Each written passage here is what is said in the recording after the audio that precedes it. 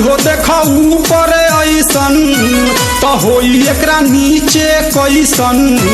भाई हो देखो ऊपर ऐसन तो होई एकरा नीचे कैसन। हमारा बुझाला ई झकास हो। पातर पातर होठ लाली पॉप लागता, चोलिया में दूगो आलू चॉप लागता। आ एक नंबर माल जिला टॉप लागता, आ एक नंबर माल जिला टॉप लागता। आ पतली कमरिया लापालॉप लागता। भाई हो देखो ऊपर ऐसन तो होई एकरा नीचे कैसन। हमारा बुझाला ई झकास है।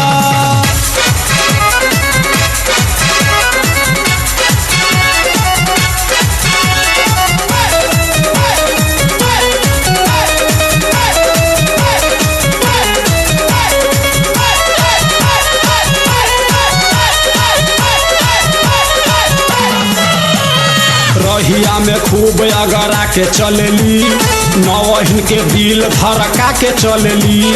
आ छोटे छोटे कपड़ा चढ़ा के चलेली, आ छोटे छोटे कपड़ा चढ़ा के चलेली। आ से कसी बदनिया देखा के चलेली। भाई हो देखो ऊपर ऐसन तो होई एकरा नीचे कैसन। हमारा बुझाला ई झकास है।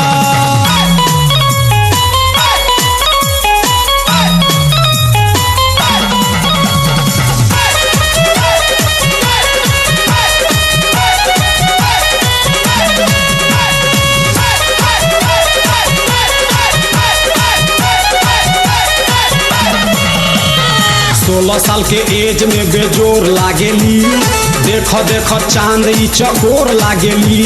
आ चढ़ल बा जवानी पोरे पोर लागेली, आ चढ़ल बा जवानी पोरे पोर लागेली। आ दिलवा चोरावे वाली चोर लागेली। भाई हो देखो ऊपर ऐसन तो होई एकरा नीचे कैसन। हमारा बुझाला ई झकास है।